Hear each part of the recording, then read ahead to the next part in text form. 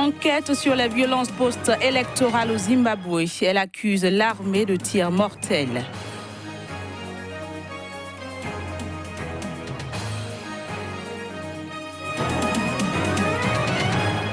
Élection présidentielle de dimanche en RD Congo. Les habitants du Nord Kivu espèrent que le vainqueur ramènera la sécurité dans leur région.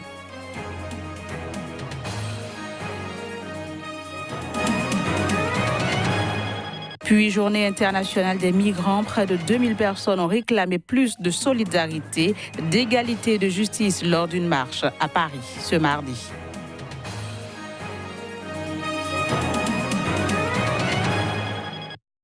Nouvelle page de l'information sur Sika TV. Bienvenue à toutes et à tous.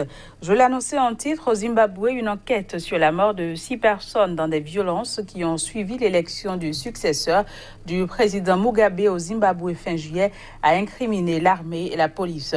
Rappelons que 6 personnes avaient été tuées et plusieurs autres blessées le 1er août lors d'affrontements à Harare, la capitale, avant la proclamation de l'élection d'Emerson Mnangagwa au premier tour de la présidentielle. Une enquête blâme l'armée et la police zimbabwéenne pour des tirs mortels post-électoraux. Les conclusions de la commission d'enquête révèlent que la mort des 6 personnes tuées lors des violences post-électorales résulte de l'action de l'armée et de la police. La commission de 7 membres, dirigée par l'ancien président sud-africain Kgalema Motlanthe, qui a eu 3 mois pour recueillir des témoignages, a constaté que 35 personnes avaient été blessées et a recommandé l'ouverture d'une enquête pour identifier les responsables. L'équipe chargée de l'enquête a aussi déclaré que les manifestations avaient été planifiées et que les dirigeants politiques avaient exacerbé les tensions, mentionnant les discours du parti d'opposition, le Mouvement pour le changement démocratique, le MDC. L'enquête a souligné que le gouvernement avait respecté la loi en déployant l'armée. Si les émeutes n'avaient pas été jugulées, la situation aurait pu dégénérer et avoir des conséquences désastreuses. Pour la petite histoire, 6 personnes avaient été tuées et plusieurs blessées le 1er août dans des affrontements à Harare, la capitale, avant la proclamation de l'élection d'Emerson Mnangagwa au premier tour de la présidentielle avec 50,8% des suffrages contre 44,3% pour Nelson Chamisa, candidat historique de l'opposition.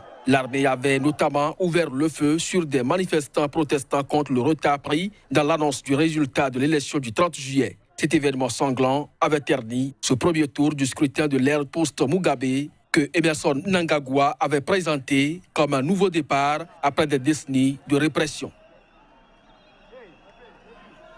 En République démocratique du Congo, au petit marché de Kibumba, dans la région du Nord Kivu, frontalière avec le Rwanda, les habitants espèrent que le vainqueur de l'élection présidentielle de dimanche rapportera la sécurité dans leur région. Il faut dire que le Nord Kivu est une zone ravagée par des années de conflits meurtriers. Si je dors bien et que j'ai la paix, la sécurité et que je rentre chez moi quand je veux et que mes enfants vont à l'école, là je peux dire que j'ai un bon président et je vais l'applaudir.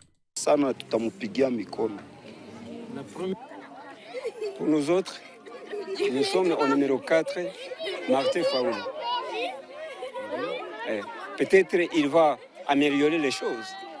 Et notre pays, qui dans toutes ces années, nous avons vaincu dans la guerre. Et la pauvreté, le chômage, nos enfants n'ont pas appris. Les Malgaches votent ce mercredi pour élire leur président. Ils doivent départager les 2 finalistes, tous deux ex-présidents, Andry Rajoelina et Marc Ravalomanana. Reportage. Un peu moins de 10 millions d'électeurs sont appelés à élire leur président à Madagascar pour le 2e tour de l'élection présidentielle. Il s'agit de départager les 2 finalistes, 2 ex-présidents, Andry Rajoelina et Marc Ravalomanana. Et à l'ouverture du scrutin, les électeurs ne se pressaient pas dans les quelques 25 000 bureaux de vote qui doivent rester ouverts jusqu'à 17h locales, soit 14h GMT. Et ce, malgré que le gouvernement ait décrété cette journée fériée pour inciter les gens à se déplacer dans les bureaux de vote. Mais le scrutin se déroule dans un climat inquiet. La rivalité féroce qui oppose les deux finalistes fait redouter de vives tensions post-électorales. Pour lui, c'est pas pour faire de la politique qu'il est là. C'est une question de vie ou de mort par rapport à son statut même d'entrepreneur. Pour André Azoulay, je pense qu'il a son histoire personnelle est liée à un coup d'État. Il veut tout juste laver son honneur. Ça va choper, c'est sûr et certain, parce que c'est pas l'urne, c'est pas l'élection qui va déterminer qui est le président. C'est celui qui va arriver à imposer sa victoire.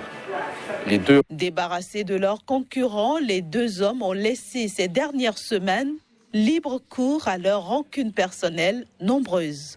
Lors de leur deuxième débat télévisé dimanche dernier, Mak Ravalomanan a mis en garde contre le risque de fraude.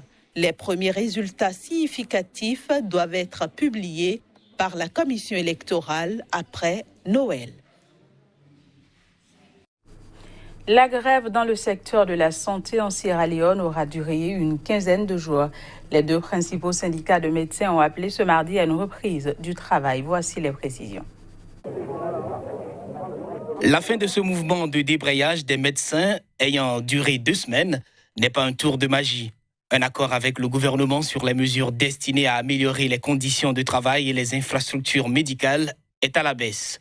Après une série de négociations, le gouvernement a approuvé un calendrier pour répondre à toutes les inquiétudes soulevées qui conduira inévitablement à une amélioration de la qualité des soins de santé en Sierra Leone. Le syndicat des médecins et dentistes et celui des généralistes, à travers un communiqué contresigné par le ministre de la Santé, appellent tous les médecins à effectuer à nouveau leurs devoirs normalement. Les médecins généralistes de ce pays, au nombre d'environ 300, soit 1 pour 100 000 habitants, avaient entamé une grève le 4 décembre. En effet, les hôpitaux manquent notamment de machines de dialyse, de cylindres à oxygène et de lits, tandis que de nombreux praticiens ont quitté le pays ou rejoint le privé selon les syndicats. Au cours de la grève, les responsables d'hôpitaux avaient dû faire appel à des médecins étrangers, britanniques et nigérians et aux services d'infirmiers pour faire face aux cas les plus urgents. Pendant ce temps, les plus fortunés se dirigeaient vers des cliniques privées. 2 touristes scandinaves ont été découverts lundi à Imlil. Il s'agit d'un village du Haut-Atlas, région montagneuse touristique du sud du Maroc, très prisée par les randonneurs.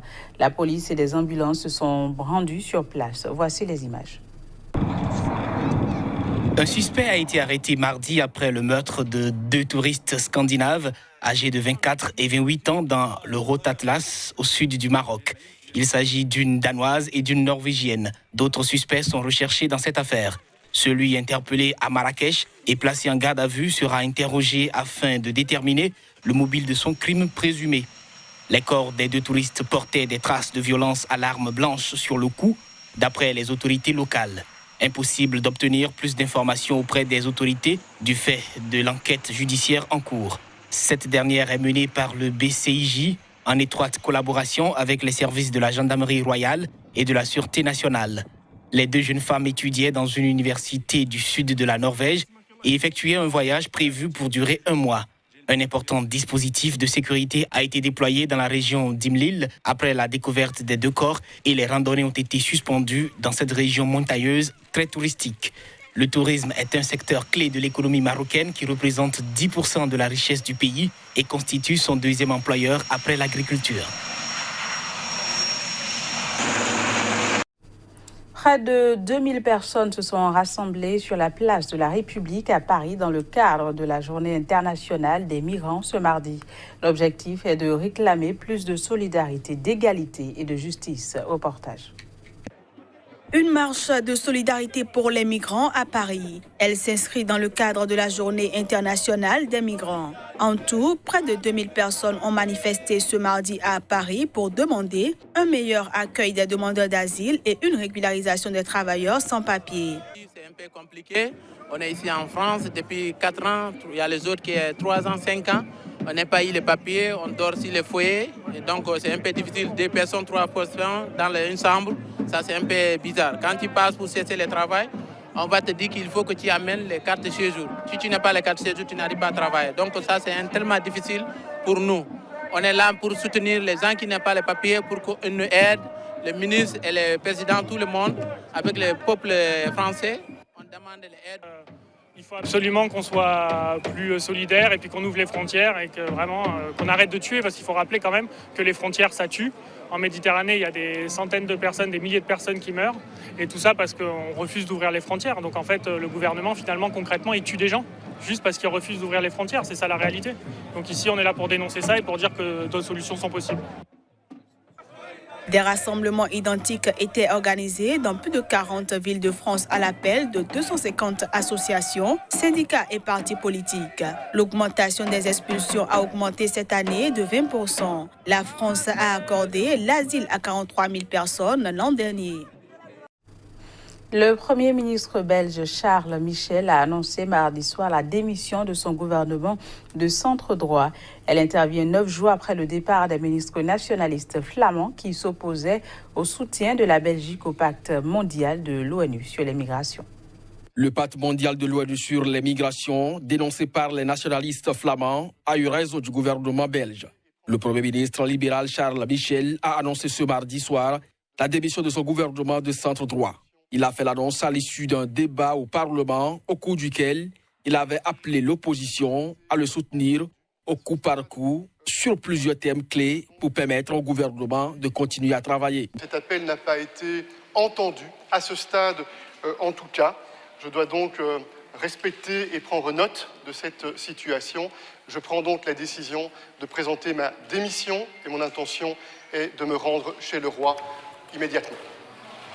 Merci. Après avoir reçu Charles Michel ce mardi soir, le roi a annoncé qu'il mettait sa décision en suspens. Il devrait mener des consultations avec les chefs du parti avant de trancher. À 5 mois des législatives prévues pour le 26 mai, la démission présentée mardi soir au roi Philippe ne va pas déboucher forcément sur son départ ni sur des élections anticipées. Lutte contre le réchauffement climatique. 4 ONG attaquent la France en justice pour actions insuffisantes. C'est une conférence de presse à Paris qui a servi de cadre de communication à Greenpeace, Oxfam, la Fondation pour la Nature et l'Homme et l'association Notre Affaire à tous. Ces ONG exhortent l'État français à prendre la mesure de sa responsabilité pour lutter contre le dérèglement climatique. Après les États-Unis ou les Pays-Bas, l'État français va donc faire l'objet d'un recours en justice pour actions insuffisantes contre le réchauffement climatique.